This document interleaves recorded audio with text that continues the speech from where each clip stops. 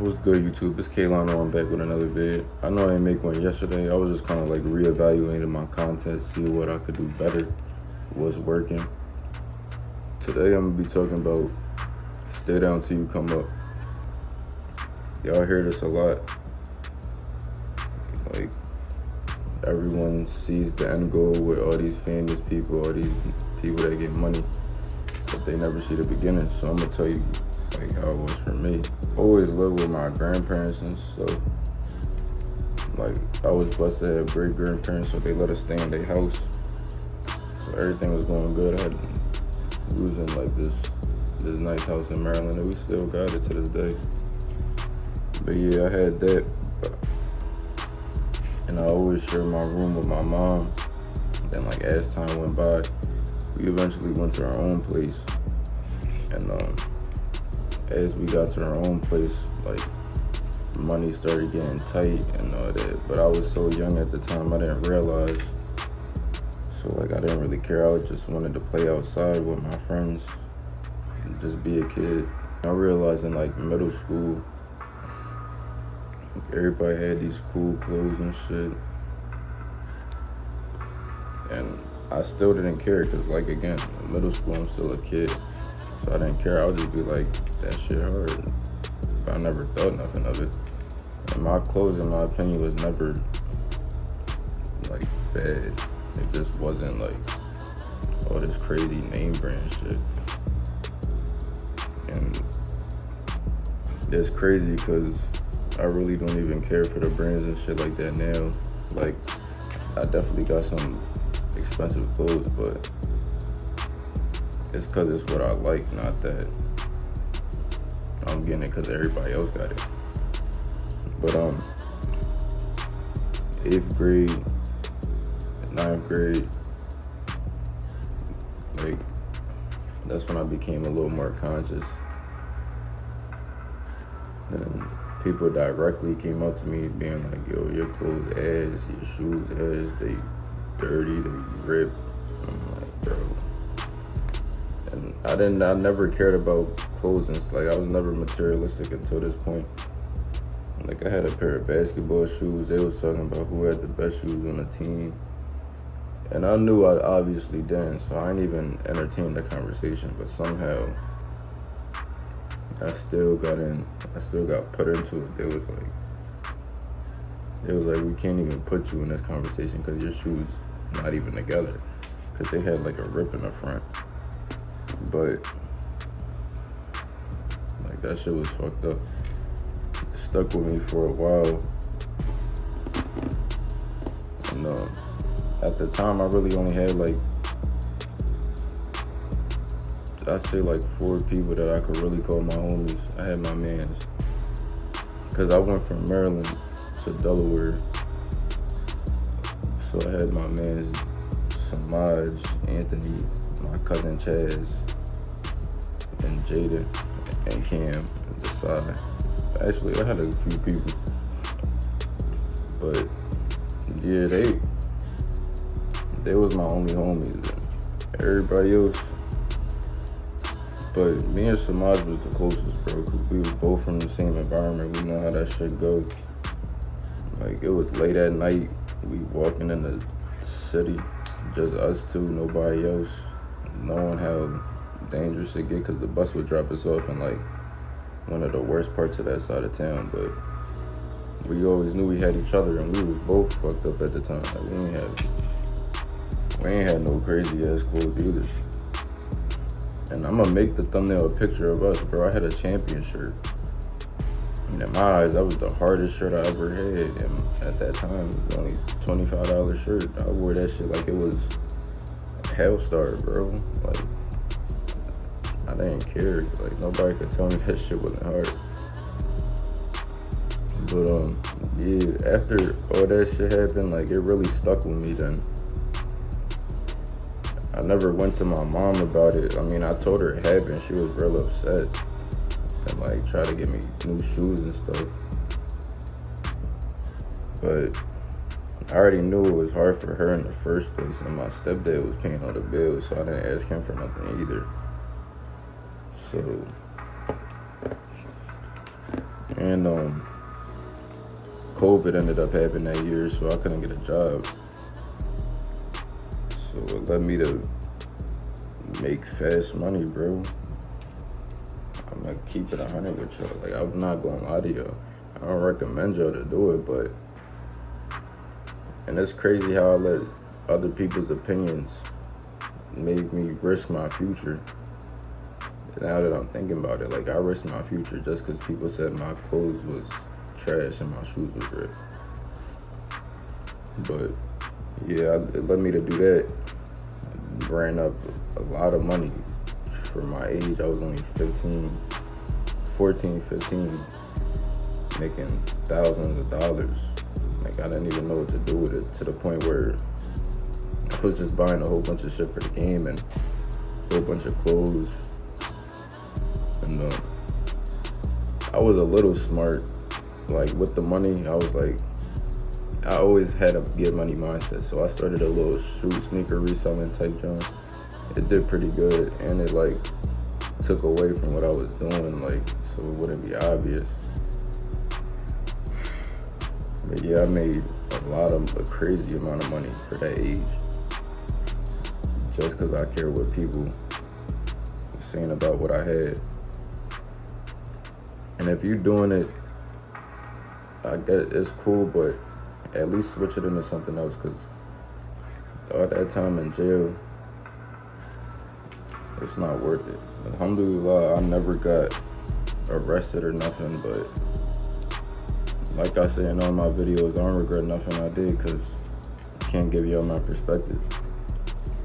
But yeah, I made crazy amounts of money.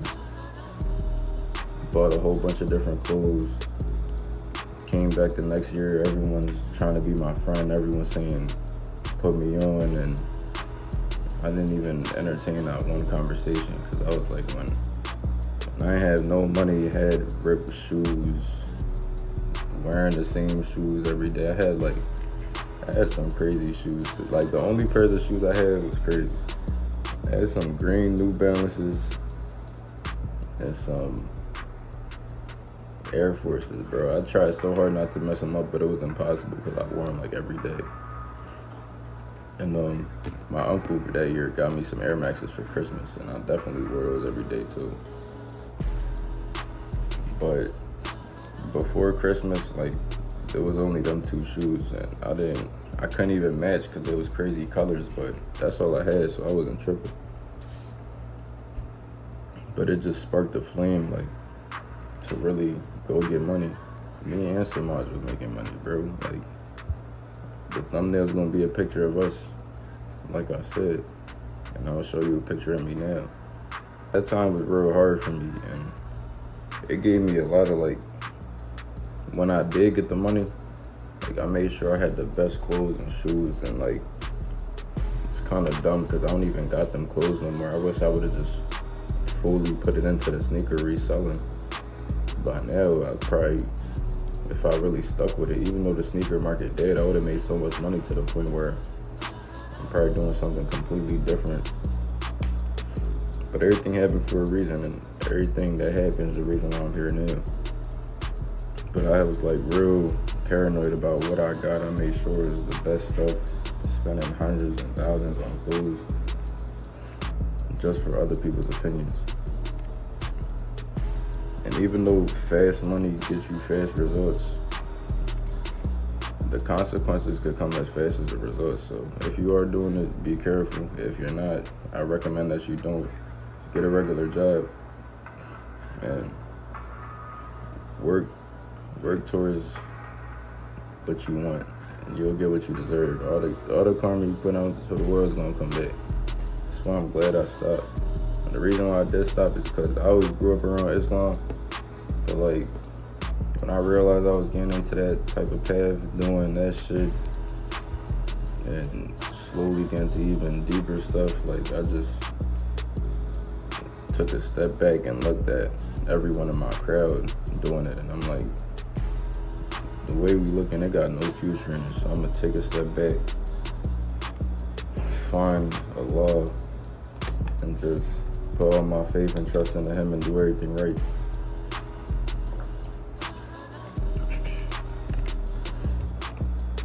Like all the time, because I didn't even have a job. Before I had a job, I was making way more money than I was when I actually had one. But when you actually work for your money, it feels good rather than just doing something you're not supposed to. Like, it feels deserved. Like, everything I'm doing now, I feel like I deserved it. But yeah, that's really what motivated me and pushed me. But like, even though all that shit like hurt, what they were saying, it did spark a flame and like just give me a whole different mentality, period. Like, even though it was just for clothes, I feel like it applied to my life in general, just pushing me to succeed in anything else after, because like I never want to have that feeling again. And everyone race not gonna be fast. Like, just go at your own pace. Don't do anything that's forced. Like, if you're doing this shit now as we speak, I ain't gonna bash you, but I would rather just turn it into something positive and legal, so you don't even gotta worry about the consequences. Because when you're making that type of money, you always got your head on a swivel. Because anything can happen, and that's not a good way to live. Like, you don't even be wanting to be outside and shit. You so worried about consequences and shit, and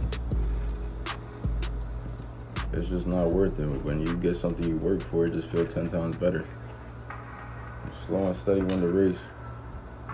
And throughout your path, don't let others' opinions affect you to the point where you do something solely just because of what they think. And even though if you down right now, you stay consistent with what you're doing, eventually you're gonna come up. And I ain't gonna lie, another thing, my stepdad used to put me on all the when I was real young.